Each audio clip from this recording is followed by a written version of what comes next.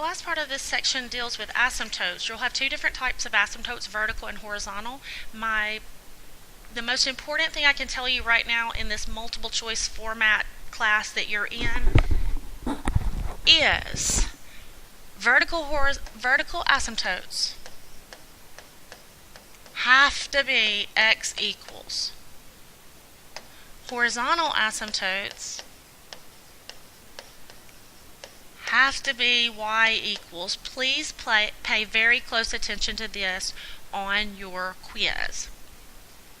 Alright, so it talks to you about that at the top. The easiest way to do these is to actually start with the horizontal asymptotes first. Remember, horizontal asymptotes are y equals equations, so I'm going to go ahead and mark those in the blank. Your horizontal asymptotes are the exact same power rules that we got finished doing at the limits at infinity. So, if your highest power is in the top, that means the graph is going to infinity or negative infinity. That means it's going straight up or straight down. There is no horizontal asymptote. So again, you can go back and look at your rules from earlier in this section. If your highest power is in the top, there is no horizontal asymptote. If the higher powers are the same, use coefficients. If the higher power is in the bottom, your answer is 0. So looking at this first one, I noticed that my powers are the same. So since my powers are the same, I'm going to take the coefficients. That would be 3 over 1. So my horizontal asymptote for this one would be 3. Looking at the second one, again, I see that their powers are the same.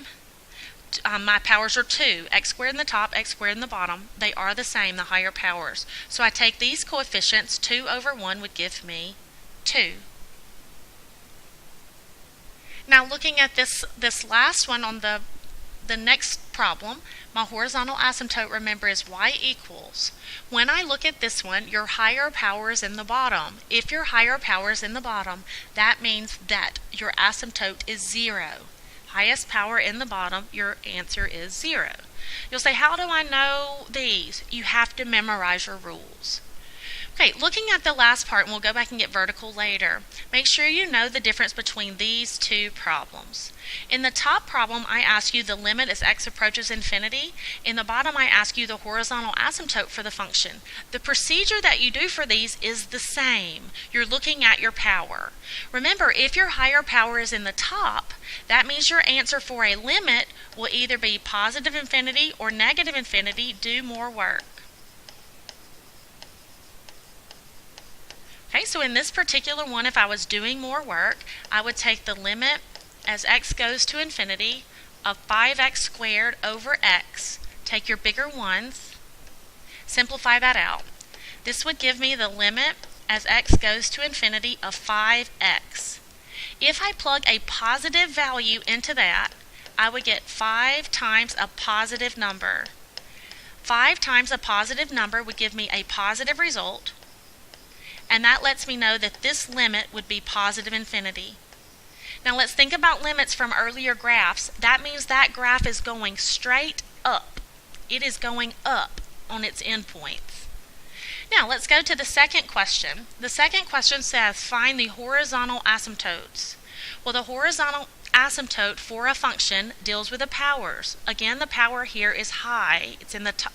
The highest power is in the top. If the highest power is in the top, there is no horizontal asymptote.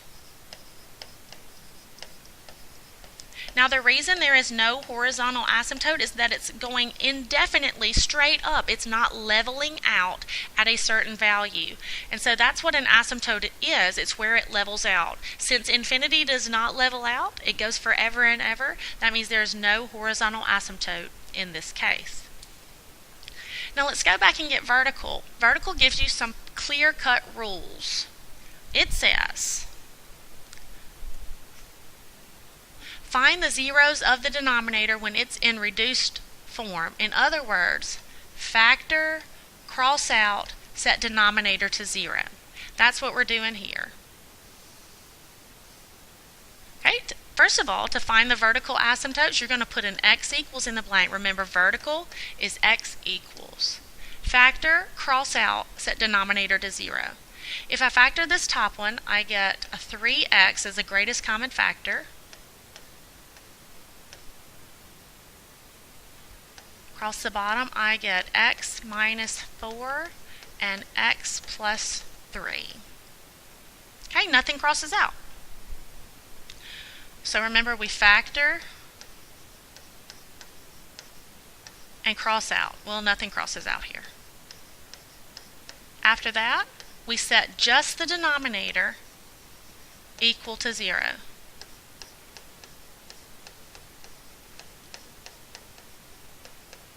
So x would equal 4, and x would equal negative 3. Those are my vertical asymptotes. It has 2.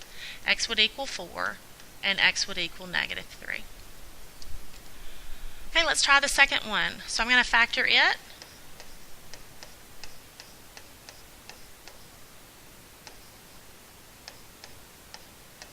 Okay, watch your signs here. Your signs are really tricky. I'm trying to get a positive 1. So double checking.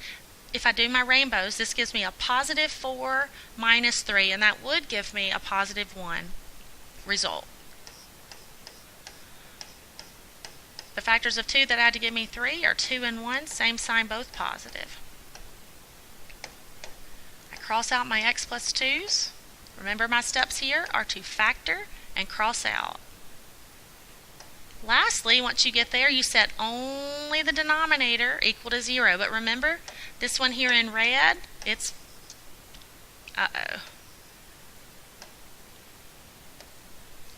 Let me fix this really fast.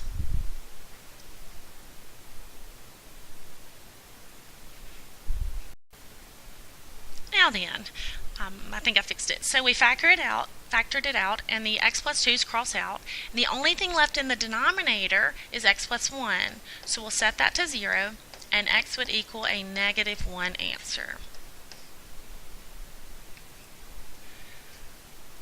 Moving on along, for this one, the bottom does not factor. So, neither does the top. So nothing factors here. So step 1 is to factor, nothing factors. Step 2 is to cross out, there's nothing to cross out. Step 3 is to set the denominator equal to 0. Well, if I try to solve this and I move the 3 over, I get that a square number equals a negative. Now that's a problem. So if I use my square root property, I know that x would equal plus or minus the square root of negative 3. Well, this is an imaginary number. Well, you can't graph an imaginary number, so since you would get an imaginary number there, that means it doesn't solve. There's not a real number where the denominator would equal 0, so that means there would be no vertical asymptote, or the vertical asymptote would be none. So if you get something that won't solve, you know that there is no vertical asymptote.